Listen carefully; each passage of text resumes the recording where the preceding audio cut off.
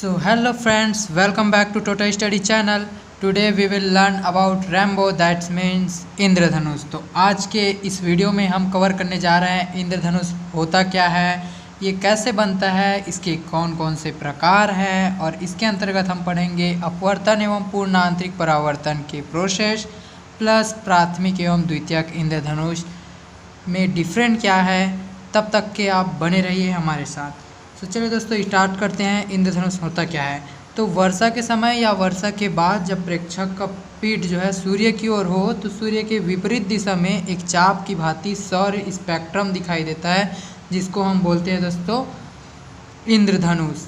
That means हम देख लेते हैं डायग्राम में, ये हो गया अपना प्रेक्षक और ये हो गया उसका पीठ साइड और इधर है फेस। तो पीठ की ओर जब सूर्य हो तो सूर्य के विपरीत दिशा में हमको एक सौर स्पेक्ट्रम की भांति, स्पेक्ट्रम मतलब तो बता ही दिया हूँ दोस्तों, आप लोग जैसे जानते हैं रंगों के समूह को क्या बोलते हैं, स्पेक्ट्रम बोलते हैं। तो रंगों के समूह चाप की भांति हमको दिखाई देता है, उसी को हम बोलते हैं रेनबो बोलते हैं, इंद्रधनुष बोलते हैं। और हमेशा ये इंद्रधनुष फॉर्मेशन होता है दोस्तों सूर्य के विपरीत दिशा में।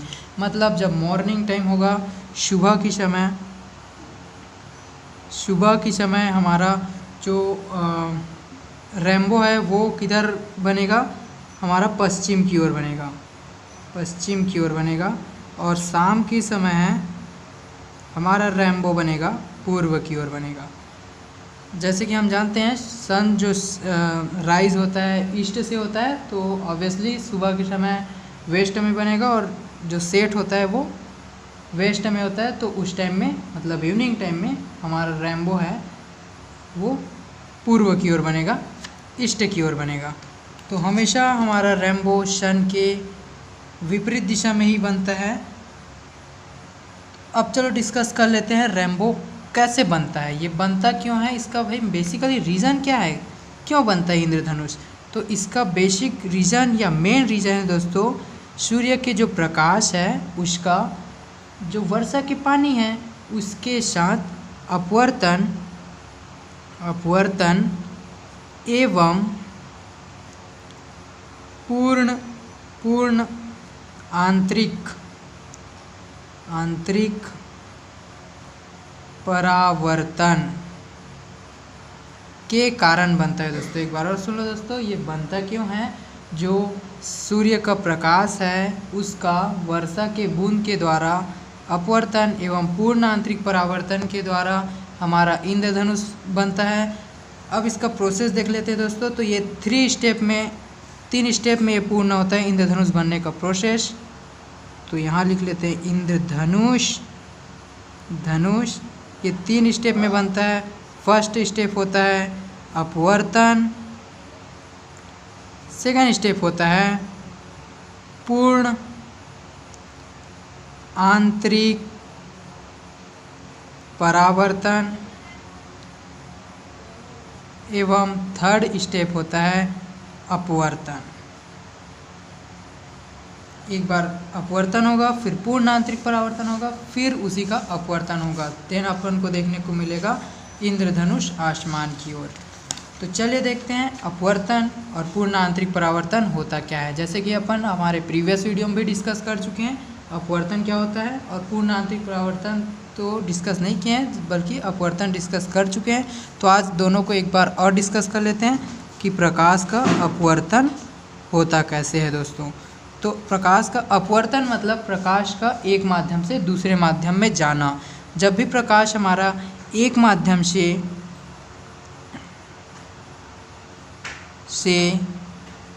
दूसरे माध्यम में जाता है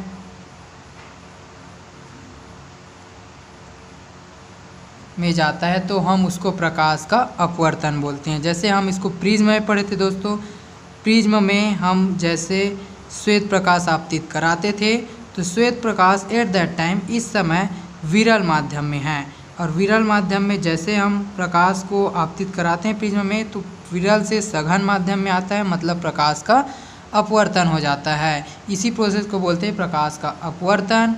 और विरल माध्यम क्या है, सघन माध्यम क्या है, ये तो ऑलरेडी पढ़ चुके हैं।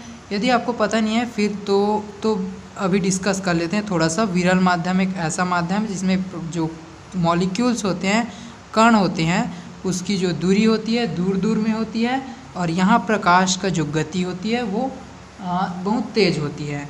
जबकि सघन माध्यम की बात करें तो यहाँ कणों की जो दूरियां हैं वो बहुत कम होती है, और प्रकाश का जो वेग है वो भी बहुत कम होता है। तो इस माध्यम को हम बोलते हैं सघन माध्यम और विरल माध्यम। तो बेसिकली अपन डिस्कस कर रहे हैं अपवर्तन के बारे में। तो प्रकाश का अपवर्तन, जब प्रकाश एक माध्यम से दूसरे माध्यम में जाती है तब हम उसको बोलते हैं प्रकाश का अपवर्तन। जबकि वहीं पूर्ण आंतरिक परावर्तन की बात करें, पूर्ण आंतरिक परावर्तन की बात करें दोस्तों, तो पूर्ण आंतरिक परावर्तन कब होता है या किसको बोलते हैं, जब प्रकाश एक ऐसे निश्चित कोण में मुड़ जाता है उसी माध्यम में, तो हम उस प्रोसेस को पूर्ण आंतरिक परावर्तन बोलते हैं। जैसे कि दोस्तों यहाँ एक प्रिज्म लिए, ये प्रिज्म से यहाँ अपवर्तित हो गया, ये हो गया अपवर्तन। अपवर्तन के दौरान अपवर्तित किरण यहाँ जाएगा और यहाँ से मान लो ये यहाँ आ जाता है, मान लो ये अपवर्तन के दौरान इधर आ जाता है नीचे की ओर, तो हम इसको बोलेंगे दोस्तों पूर्ण आंतरिक परावर्तन। क्यों? क्योंकि इस टाइम में इसका जो माध्यम है वो सघन माध्यम है, और अपवर्तन के बाद किसी स्पेसिफिक एंगल के साथ, किसी निश्चित एंगल के साथ मुड़ जाना, उसी माध्यम में मुड़ जाना क्या कहलाता है, पूर्ण आंतरिक परावर्तन कहलाता है दोस्तों। एक बार डेफिनेशन लिख लेते हैं अपवर्तन और पूर्ण आंतरिक परावर्तन का, जिससे आपको क्लियर हो जाएगा कि किसको अपवर्तन बोलते हैं और किसको पूर्ण आंतरिक परावर्तन बोलते हैं। तो अपवर्तन होता है किसी प्रकाश का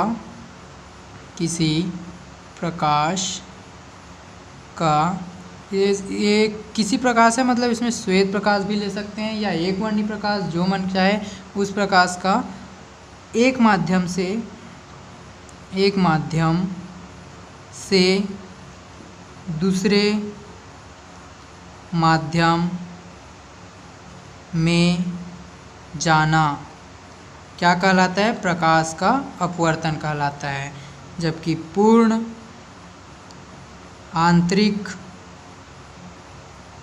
परावर्तन की बात करें दोस्तों, तो ये होता है जब प्रकाश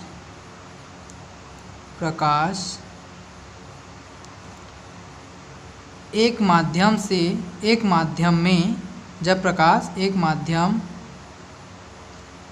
में किसी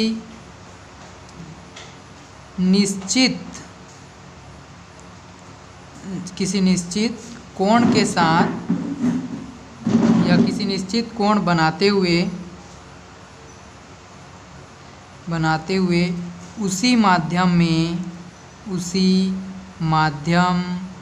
में पुनः आ जाता है, तो उसको हम बोलते हैं प्रकाश का पूर्ण आंतरिक परावर्तन। जैसे कि हम रेनबो फॉर्मेशन में देखेंगे कि अपवर्तन क्या होता है, अपवर्तन कैसे होता है और पूर्ण आंतरिक परावर्तन कैसे होता है, तो आपको पूर्ण रूपेण इसको समझ आ जाएगा दोस्तों। जैसे कि यहाँ देख रहे हैं, ये प्रकाश यहाँ से आपतित किए और यहाँ से इसी माध्यम में किसी एक स्पेसिफिक एंगल के साथ मुड़कर उसी माध्यम में आया। सघन माध्यम में था, सघन माध्यम में ही आया, इसलिए इसको अपन प्रकाश का पूर्ण आंतरिक परावर्तन बोलें।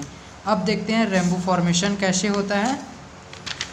तो रेनबो फॉर्मेशन होने के लिए 3 स्टेप जैसे मैं बताया दोस्तों। फर्स्ट स्टेप बताया था अपवर्तन, प्रकाश का अपवर्तन। तो अपवर्तन में ये हो गया अपना वर्षा के पानी का बूंद, इसमें हम सनलाइट फॉल करते हैं या सनलाइट जैसे इसमें फॉल होता है। तो देखो दोस्तों, सनलाइट अभी विरल माध्यम में है, वो किस माध्यम में गया, सघन में गया, मतलब एक माध्यम से दूसरे माध्यम में गया। तो ये क्या हुआ, यहाँ पर अपवर्तन कहलाया, अपवर्तन। उसके बाद दूसरा स्टेप क्या बोला दोस्तों, दूसरा स्टेप बोला पूर्ण आंतरिक परावर्तन। पूर्ण आंतरिक परावर्तन। तो पूर्ण आंतरिक परावर्तन कैसे होगा, अपवर्तन तक जान लिए हैं, जैसे इसमें फॉल हुआ, एक माध्यम से दूसरे माध्यम में आ गया, ये हो गया अपवर्तन। पूर्ण आंतरिक परावर्तन क्या है? जब प्रकाश किसी स्पेसिफिक एंगल के साथ, किसी निश्चित एंगल के साथ उसी माध्यम में लौट जाता है, ये उसी माध्यम में आ गया दोस्तों, तो ये क्या हो गया? पूर्ण आंतरिक परावर्तन। यहाँ क्या हो गया? पूर्ण आंतरिक परावर्तन। इसको क्या बोलेंगे? पूर्ण आंतरिक परावर्तन। और तीसरा स्टेप मैंने बोला अपवर्तन। अपवर्तन, तो फिर यहाँ पर यहाँ तक आ गए थे, एक अपवर्तन, फिर पूर्ण आंतरिक परावर्तन, इतना दूर आ गए थे। अब फिर से यहाँ देखो दोस्तों, प्रकाश एक माध्यम से दूसरे माध्यम में प्रवेश करेगा, मतलब सघन माध्यम से विरल माध्यम में आएगा, तो यहाँ पर फिर क्या हो रहा है? अपवर्तन हो रहा है। अपवर्तन हो रहा है। बस इसी 3 इम्पॉर्टेंट प्रोसेस से हमारा जो रेनबो है, इंद्रधनुष है, वो बनता है दोस्तों। अपवर्तन, पूर्ण आंतरिक परावर्तन एवं अपवर्तन के प्रोसेस की वजह से हमारा इंद्रधनुष आसमान में हमको दिखाई देने लगता है। तो जो इंद्रधनुष हमको दिखता है वो 2 तरह से हो सकते हैं दोस्तों, या तो प्राथमिक इंद्रधनुष होगा या तो वो द्वितीयक इंद्रधनुष होगा। मतलब हम बात कर लेते हैं प्रकार के, इंद्रधनुष के प्रकार के। तो इंद्रधनुष 2 प्रकार के होते हैं। एक होता है प्राथमिक इंद्रधनुष, प्राथमिक इंद्रधनुष, और दूसरा होता है दोस्तों द्वितीयक इंद्रधनुष। द्वितीयक इंद्रधनुष।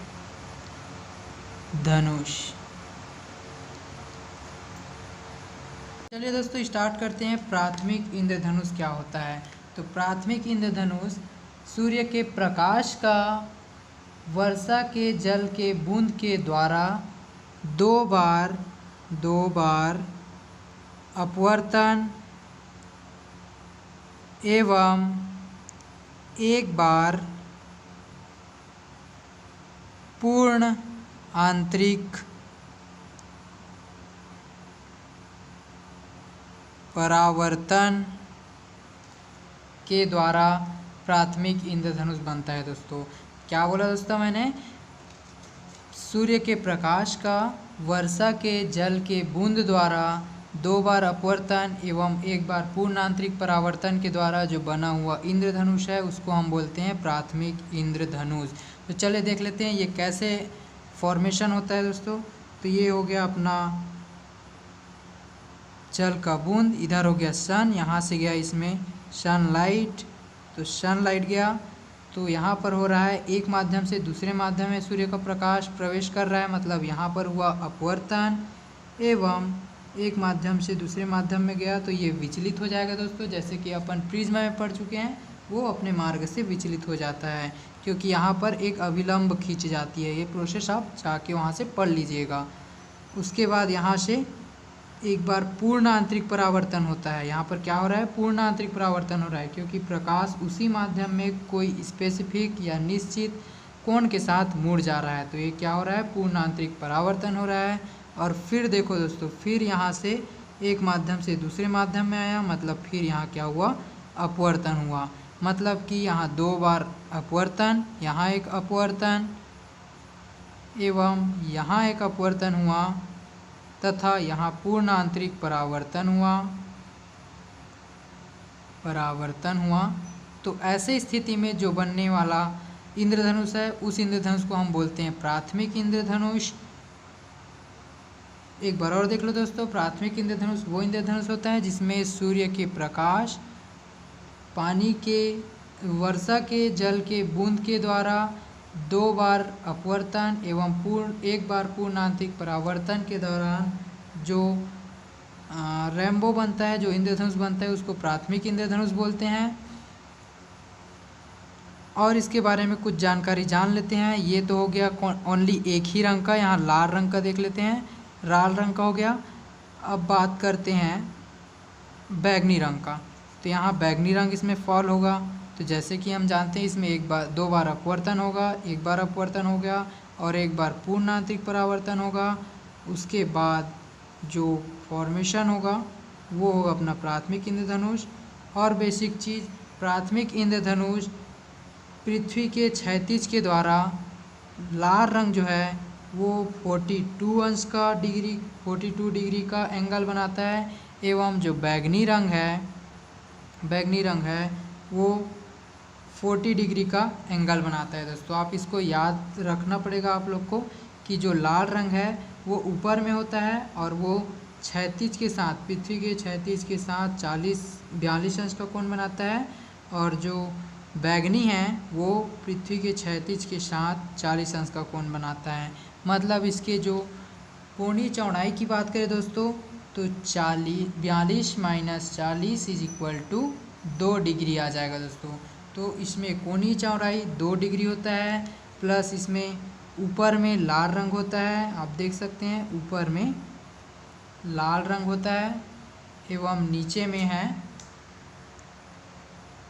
बैगनी रंग। ये ज़रूरी नहीं दोस्तों कि यहाँ पर 2 ही बूंद हो तब ये फॉर्मेशन होता है, ये 1 बूंद में भी होता है, जैसे अपन इस डायग्राम में देख सकते हैं। ये हो गया वर्षा के जल का बूंद, इसमें हम आपतित किए सूर्य का प्रकाश आपतित किए। तो हम जानते हैं सौर स्पेक्ट्रम में उसमें कंसिस्ट रहता है 7 और भी रंग जो अपने वर्णों में विक्षेपित हो जाता है। तो ये हो गया इसका वर्णों का विक्षेपण, ये 7 रंग में, जिसमें हम ऊपर और सबसे हायर और मिडिल और लोअर रंग को बस रिप्रेजेंट कर रहे हैं। ऊपर लाल है, बीच में मान लेते हैं येलो है, और इधर है बैगनी रंग। अब एक बार इसका क्या होगा, अपवर्तन होगा। ये हो गया इसका अपवर्तन, और उसके बाद ये हो गया पूर्ण आंतरिक परावर्तन। उसके बाद फिर से उसका अपवर्तन होगा। तो जो प्रेक्षक के आँख है, जो प्रेक्षक का आँख यहाँ पर है, उस पे अपन को ऊपर में दिखेगा दोस्तों लाल रंग, जैसे कि यहाँ हम देख रहे हैं, ये ऊपर में हमको मिल रहा है लाल रंग, एवं नीचे अपन को देखने को मिलेगा बैगनी रंग। तो यहाँ पर जो बनने वाला इंद्रधनुष है वो क्या होगा, ऊपर में लाल रंग मिलेगा और नीचे बैगनी रंग मिलेगा। तो ऐसे इंद्रधनुष को हम प्राथमिक इंद्रधनुष बोलते हैं, जिसका कोणीय जो चौड़ाई है, कोणीय चौड़ाई वो 2 अंश का होता है, और जिसके लाल रंग पृथ्वी के क्षैतिज के साथ 42 अंश का कोण बनाता है, तथा बैगनी रंग पृथ्वी के क्षैतिज के साथ 40 अंश का कोण बनाता है। ऐसे इंद्रधनुष को हम प्राथमिक इंद्रधनुष बोलते हैं। इसकी और भी बहुत सी प्रॉपर्टी है, उसको हम पढ़ेंगे जब दोनों के बीच हम डिफरेंट देखेंगे, प्राथमिक एवं द्वितीयक इंद्रधनुष के बीच में हम जब अंतर देखेंगे तब बताएंगे उसको दोस्तों। तो प्राथमिक इंद्रधनुष बेसिकली आपको समझ आ गया होता क्या है। अब देख लेते हैं द्वितीयक इंद्रधनुष क्या होता है। इंद्रधनुष क्या होता है, सेकेंडरी रेनबो क्या होता है। जैसे कि आपने देखा प्राथमिक इंद्रधनुष में क्या होता था, 2 बार अपवर्तन एवं 1 बार पूर्ण आंतरिक परावर्तन होता था। इसमें क्या होता है दोस्तों, इसमें 2 बार अपवर्तन इसमें भी होता है, अपवर्तन, लेकिन इसमें 2 बार पूर्ण आंतरिक परावर्तन होता है। देखो दोस्तों दोनों में डिफरेंट यही है, उसमें 2 बार अपवर्तन और 1 बार पूर्ण आंतरिक परावर्तन होता था, इसमें 2 बार अपवर्तन और 2 बार प्रकाश का पूर्ण आंतरिक परावर्तन होता है। किसके द्वारा, वर्षा के जल के बूंद के द्वारा सूर्य प्रकाश का, जिसमें 2 बार अपवर्तन एवं 2 बार पूर्ण आंतरिक परावर्तन होता है। तो उसके द्वारा जो बनने वाला इंद्रधनुष है उसको हम द्वितीयक इंद्रधनुष या सेकेंडरी रेनबो बोलते हैं। चलिए दोस्तों देख लेते हैं इसमें 2 बार अपवर्तन और 2 बार पूर्ण आंतरिक परावर्तन होता कैसे है। मान लेते हैं ये एक ड्रॉपलेट है, वाटर ड्रॉपलेट, ये एक जल का बूंद है दोस्तों जो वर्षा के दौरान नीचे गिर रहा है। इसमें हम जैसे ही सूर्य प्रकाश आपतित हुआ, एक लाल रंग के लिए बस देख रहे हैं दोस्तों, ताकि आपको अच्छे समझ आए, एक एक करके बताएंगे तो आपको अच्छे समझ आएगा। अपन लाल रंग फॉल किए इसमें, मान लेते हैं इसमें श्वेत रंग फॉल किए तो उसका लाल रंग बस को देख रहे हैं, ये अपने वर्णों में विक्षेपित हो जाएगा, जिसमें से ऊपर में आएगा लाल रंग। यहाँ पर हो गया एक विचलन दोस्तों, अपवर्तन हो गया। तो एक बार अपवर्तन हुआ, उसके बाद यहाँ हो गया पूर्ण आंतरिक परावर्तन, फिर से यहाँ हो गया पूर्ण आंतरिक परावर्तन दोस्तों, आप देख सकते हैं, क्योंकि यहाँ पर भी ये प्रकाश किसी निश्चित एंगल में मुड़कर, निश्चित कोण में मुड़कर उसी माध्यम में आया है, और यहाँ भी किसी निश्चित कोण में मुड़कर उसी माध्यम में आया है। अतः ये दोनों जगह क्या होगा, पूर्ण आंतरिक परावर्तन होगा दोस्तों। तो दो बार, एक बार अपवर्तन पूर्ण आंतरिक परावर्तन हो गया है। अब देखते हैं एक और अपवर्तन कैसे होता है। जैसे प्रकाश यहाँ से बाहर निकलेगा प्रेक्षक की आँख की ओर, तो वहाँ से फिर ये क्या होगा, एक बार और अपवर्तन होगा दोस्तों।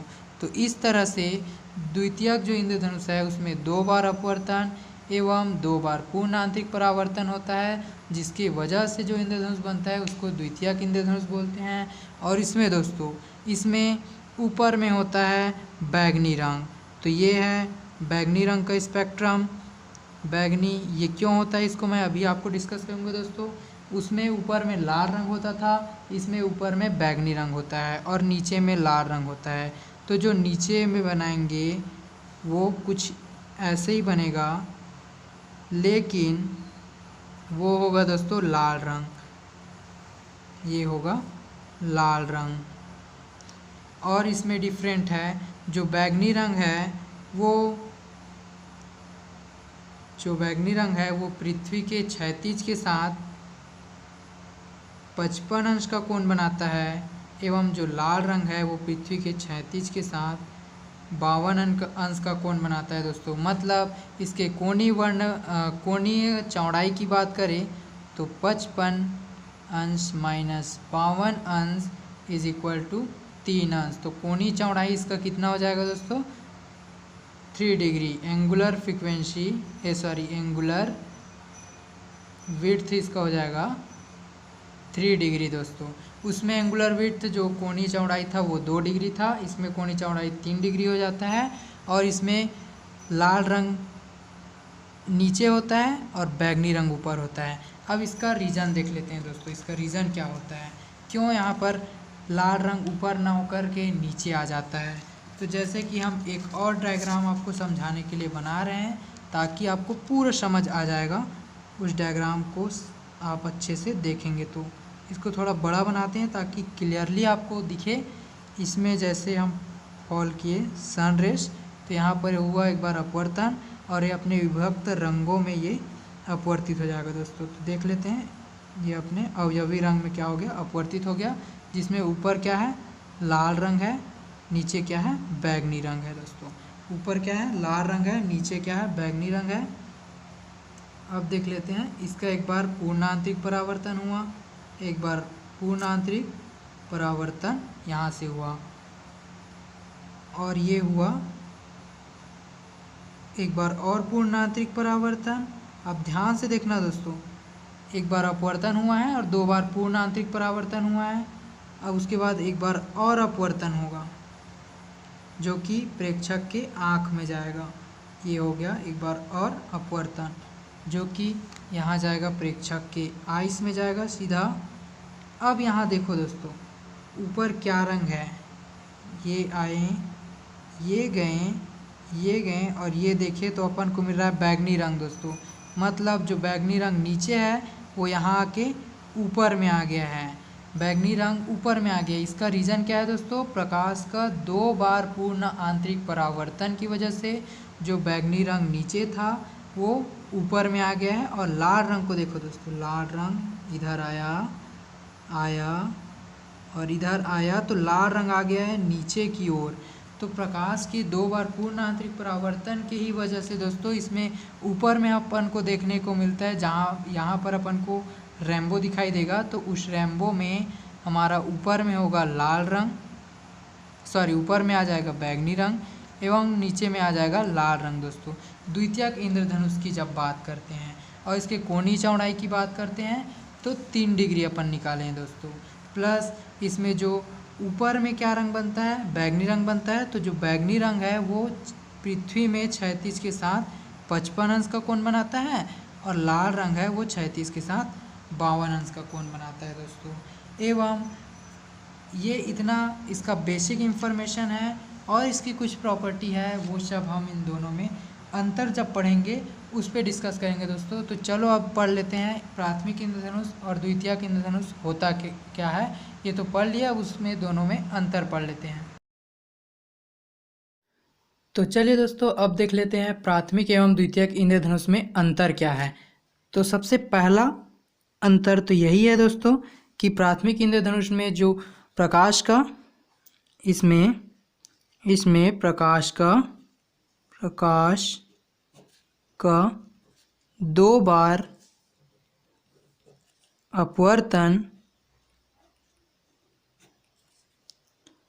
एवं 1 बार पूर्ण आंतरिक परावर्तन, इसको आप लोग डिटेल में लिख लेना, पूर्ण आंतरिक परावर्तन, ब्रैकेट में लिखना, वर्षा के जल के बूंद द्वारा। इसमें सूर्य प्रकाश का 2 बार अपवर्तन एवं 1 बार पूर्ण आंतरिक परावर्तन होता था। और इसमें सेकेंडरी जो रैम्बो है द्वितीयक इंद्रधनुष, इसमें वर्षा के जल के बूंद के द्वारा प्रकाश का 2 बार अपवर्तन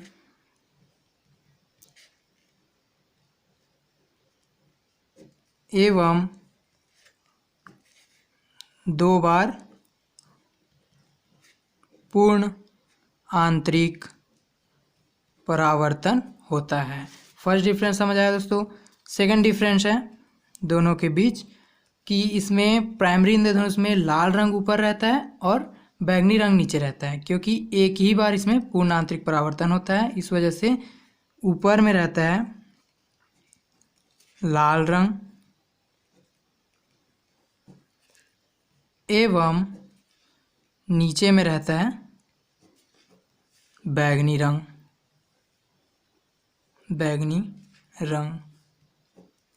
ब्रैकेट में लिख लेना, प्रकाश का 1 बार पूर्ण आंतरिक परावर्तन के कारण, ओनली एक ही बार पूर्ण आंतरिक परावर्तन होता है, इसलिए ऊपर में लाल रंग रहता है और नीचे में बैंगनी रंग रहता है। जबकि द्वितीयक इंद्रधनुष की बात करें दोस्तों तो इसमें ऊपर रहता है बैंगनी रंग एवं नीचे रहता है लाल रंग। इसका कारण भी ब्रैकेट में लिख लेना, प्रकाश का 2 बार पूर्ण आंतरिक परावर्तन के कारण इसमें ऊपर रहता है बैंगनी रंग और नीचे रहता है लाल रंग। तीसरा अंतर है दोस्तों प्राथमिक एवं द्वितीयक इंद्रधनुष का, वो ये है कि लाल रंग जो रहता है इसमें ऊपर रहता है, तो लाल रंग पृथ्वी के क्षैतिज के द्वारा, पृथ्वी के हॉरिजॉन्टल के द्वारा कितना 42 डिग्री का एंगल बनाता है, कोण बनाता है दोस्तों। एवं बैंगनी रंग जो नीचे रहता है वो बैंगनी रंग पृथ्वी के क्षैतिज के साथ 40 अंश का कोण बनाता है। जबकि वहीं द्वितीयक इंद्रधनुष में बात करें तो इसमें ऊपर रहता है बैंगनी रंग, तो ऊपर का जो बैंगनी रंग है, बैंगनी रंग वो पृथ्वी के क्षैतिज के साथ 55 डिग्री का एंगल बनाता है। जबकि वहीं नीचे रहने वाले लाल रंग पृथ्वी के क्षैतिज के साथ 52 डिग्री का एंगल बनाता है दोस्तों। ये हो गया इसका तीसरा डिफरेंस। चौथा डिफरेंस ये है कि इसमें कोणीय चौड़ाई की बात करें, कोणीय चौड़ाई एंगुलर विड्थ की बात करें तो इसमें 42 लाल रंग द्वारा बनाया गया कोण एवं बैंगनी रंग सबसे नीचे, बैंगनी रंग द्वारा बनाया गया कोण को माइनस कर देंगे तो इसका निकल जाएगा कोणीय चौड़ाई। तो इसका कोणीय चौड़ाई है 2 अंश। और द्वितीयक इंद्रधनुष में कोणीय चौड़ाई की बात करें, कोणीय चौड़ाई तो इसमें होता है 55 degree minus 52 degree is equal to 3 degree. तो ये ज़्यादा चौड़ा रहता है दोस्तों, 3 डिग्री का कोणीय चौड़ाई है, और प्राथमिक इंद्रधनुष में 2 डिग्री का कोणीय चौड़ाई रहता है। और आगे देख लेते हैं पांचवा डिफरेंट और सबसे इम्पॉर्टेंट डिफरेंट। प्राइमरी इंद्रधनुष तभी बनता है जब जल के, इसको ध्यान से सुनना दोस्तों, जब वर्षा के जल के बूंद के केंद्र के ऊपर हम सूर्य प्रकाश आपतित करते हैं या ऊपर सूर्य के प्रकाश आपतन होता है। कहने का मतलब दोस्तों, जब वर्षा का जल के बूंद, ये हो गया वर्षा के जल के बूंद, इसका ये हो गया केंद्र के ऊपर यदि सूर्य का प्रकाश आपतित होता है तब इसमें प्राइमरी इंद्रधनुष बनता है दोस्तों। जबकि द्वितीयक इंद्रधनुष बनने के लिए हमको जरूरी है कि जो जल, वर्षा के जल के बूंद है, उसके केंद्र के नीचे प्रकाश का आपतन हो। यहाँ केंद्र के नीचे यहाँ पर आपतित हुआ प्रकाश, तो उसके वजह से एक बार यहाँ पर अपवर्तन हो गया और 2 बार यहाँ ऐसे पूर्ण आंतरिक परावर्तन हो गया। उसके द्वारा जो यहाँ पर वो बनेगा, इंद्रधनुष बनेगा, तो इस इंद्रधनुष को द्वितीयक इंद्रधनुष बोलेंगे। और ये तभी बनेगा जब वर्षा के जल के बूंद के केंद्र के नीचे सूर्य का प्रकाश आपतित होगा दोस्तों। और ये सबसे इम्पॉर्टेंट और 5वां डिफरेंस है दोनों में। 6वां डिफरेंस देख लेते हैं दोस्तों, ये होता है चमकीला। जबकि वहीं द्वितीयक इंद्रधनुष की बात करें तो ये थोड़ा धुंधला टाइप फीका सा होता है दोस्तों, बोल सकते हैं फीका होता है। क्यों होता है? क्योंकि ये होता है इसका कोणीय चौड़ाई कम है, इसलिए ये सिकुड़ जाता है, थोड़ा ही दूर में एक्सटेंड रहता है, इस वजह से चमकीला दिखाई देता है। प्लस इसमें प्रकाश का एक ही बार पूर्ण आंतरिक परावर्तन होता है, इस वजह से ज़्यादा इसमें विचलन नहीं होता, इस वजह से ये चमकीला दिखाई देता है। जबकि द्वितीयक इंद्रधनुष की बात करें तो ये फीका दिखाई देता है। क्यों? क्योंकि इसके चौड़ी जो चौड़ाई है, कोणीय चौड़ाई, वो भी 3 डिग्री का है, मतलब इससे ज़्यादा है प्राथमिक इंद्रधनुष से। प्लस इसमें 2 बार पूर्ण आंतरिक परावर्तन हो जाता है, इस वजह से इसका जो रंग है वो कुछ फीका टाइप दिखता है दोस्तों। तो ये रही इम्पॉर्टेंट और सबसे बेसिक अंतर दोस्तों। आज के लिए बस इतना ही। Thank you. यदि आपको वीडियो अच्छा लगे या हमारा एक्सप्लेनेशन समझ आ रहा है तो हमारे इस वीडियो को लाइक करें, शेयर करें और सब्सक्राइब करें दोस्तों, तथा बेल आइकन को दबाना ना भूलेगा ताकि हमारा जो भी न्यू वीडियो है उसका नोटिफिकेशन फर्स्ट ऑफ ऑल आपको मिल सके।